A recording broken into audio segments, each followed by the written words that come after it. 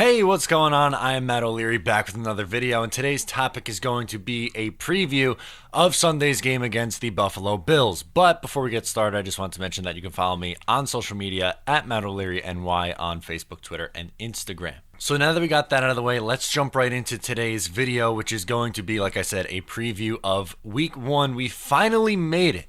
We made it through the summer, we made it through all the offseason, and now we have real football, and I am pumped. And it's a huge game for the New York Jets as they start off against the Buffalo Bills. They are starting at home, which is a good thing. The Jets didn't do that last year. But what makes this game so important is that it's a divisional game. And yes, the Buffalo and Miamis of the world are usually teams you can quote-unquote beat up on, but so are the Jets over the last 3 years as they've gone 4-12, 5-11, and 5-11. But they are an extremely important game because no matter where you play, AFC, NFC, in the East, the West, the North, the South, you have to win your games in your division. They have a huge swing in the standings, and you have to get started right. And the Jets have a really big game in Week 1 because it's a winnable game, and then after that, their schedule gets crazy tough. You have the Browns, you have New England, you have Eagles, you have the Cowboys, and then you have New England again. It is a crazy tough schedule to start this year, and you're looking at maybe best case scenario 2-4, 3-3. You could realistically go 1-5, which is not the start you want. So the Jets have a lot of pressure to get their season started and to start off with a W. And we know that Buffalo is a tough opponent. They beat them at home. Granted, Sam Darnold didn't play, but they came into our building and beat the bricks off the New York Jets last year with Matt Barkley at quarterback. Embarrassing. So the Buffalo offense is really revamped, and I wanted to talk about the skill position.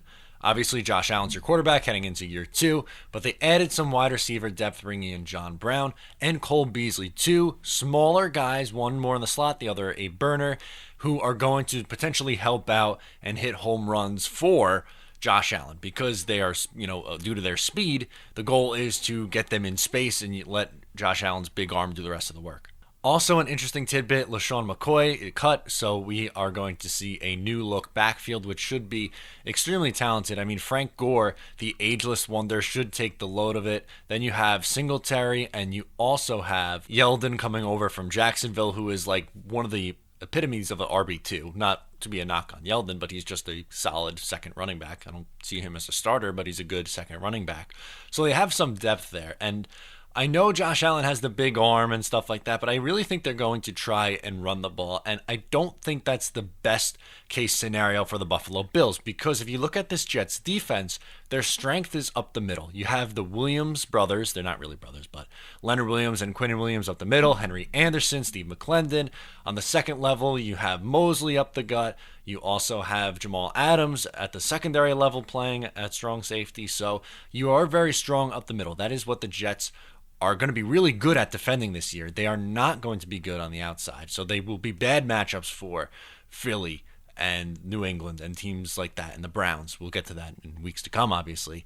But the Jets defense actually should match up pretty well against this Bills offense, which is something that I'm excited to see because most weeks this Jets defense is going to look extremely overmatched. On the flip side, Buffalo's defense is really strong. We know that is their strength last year. It should be just as good this year. Ed Oliver was there at 9 for the taking for Buffalo. A really solid pick, comparable to Quinnen Williams. Some people liked him better than Quinnen. I personally did not, but I think that he is definitely worthy of a top 10 pick and is going to be a beast on that defense. So it might be a slower start for the New York Jets offense, but we'll get into the Jets offense in just a second. I just wanted to highlight that Buffalo Bills defense and what they did in the draft, taking Ed Oliver 9th overall, adding to an already good defense. So it's going to be very tough to try and run the ball on this Buffalo team. To me, for Buffalo, their success and the Jets' success are linked to the quarterback position. Josh Allen, Sam Darnold. It all depends how much of a leap forward they take. If Josh Allen is the same quarterback he was last year, Buffalo is probably a 6 or 7 win team. If he takes a step forward, Buffalo is probably a 8 or 9 win team. Same with the Jets. If Sam Darnold is the same guy he was last year, the Jets are a 7 win team. If he takes that step forward and becomes like what Carson Wentz and Jared Goff did in year 2 just a couple of years ago, then you are probably a 9 win team. They are very, very close, and you could probably flip a coin for which one's going to finish second in the division. What happened the last time the Jets played the Bills, Josh Allen had a bunch of turnovers. He threw a bad pick, he lost a fumble, he wasn't very good. And I think the Jets are going to be able to capitalize on that because, yes, while Allen has a very strong arm, he is inaccurate, he makes bad decisions, and sometimes can get careless with the football. Now, he does do some things well. He's able to escape the pocket and roll out and make plays with his big arm, but he also takes a lot of risks.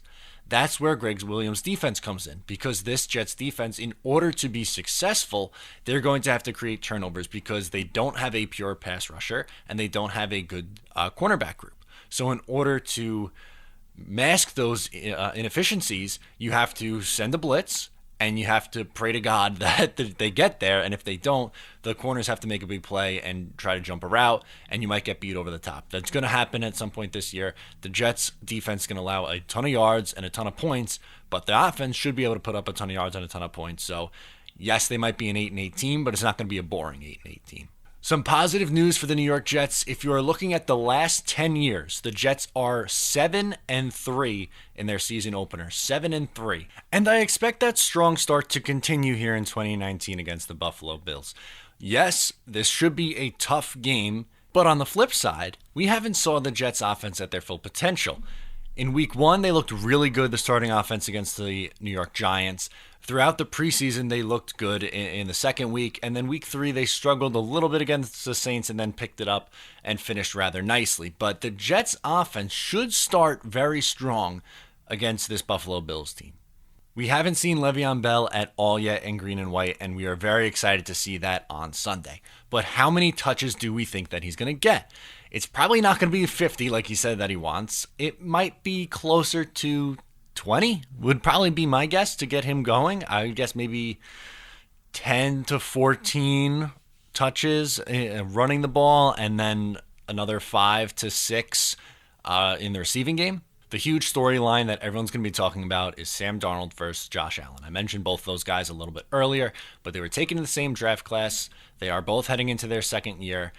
And I feel like they're on different trajectories. And I know I'm going to get a lot of slack from Bills fan. And I know that there's probably going to be saying that I'm a bias or whatever. But realistically, as prospects, it looks like Sam Darnold is ascending while Josh Allen is potentially descending in value. And what I mean by that is I think as time goes along, defenses are going to start to figure him out because he really thrives on running the ball.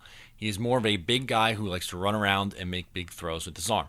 Similar to what Lamar Jackson did, granted they are both different body types, he uses more of his speed where Allen is just big and going to run you over, but you can't sustain that kind of success. He saw it early in his career when he first started in Buffalo, but as the season wore on, it kind of wore thin. And I think in year 2, defense is going to figure that out a little bit, while Sam is the more polished prospect, and I think even Bills fans can agree with that. Maybe he does have success. I could be wrong about Josh Allen, but I didn't love what I saw from him in year 1. The key to this game, make Josh Allen make those mistakes, create turnovers. If you win the turnover battle, you should win this game. Score prediction, I'm going to say Jets win 27-17. I think they win and cover the spread, whether it's 3 or 3.5, wherever you are gambling. I think they win and cover. Sam Darnold will have a nice day. 2 touchdowns, over 200 yards passing. I think Le'Veon will have a rushing touchdown as well. And I think the Jets defense creates 2 turnovers from Josh Allen. So the Jets get off to a 1-0 start. Let me know what you think's going to happen in the comments below. Let me know your score prediction and everything like that. Or you can get at me on social media at Matt O'Leary NY. I wanted to mention that on Twitter, I will be live gifting the game. So if you want gifts, videos, updates, make sure to definitely follow on Twitter at Matt O'Leary NY. If you like the video, please make sure to give it a thumbs up. Make sure to subscribe if you're new to the channel. Thank you so much for tuning in. I'll talk to you guys next time.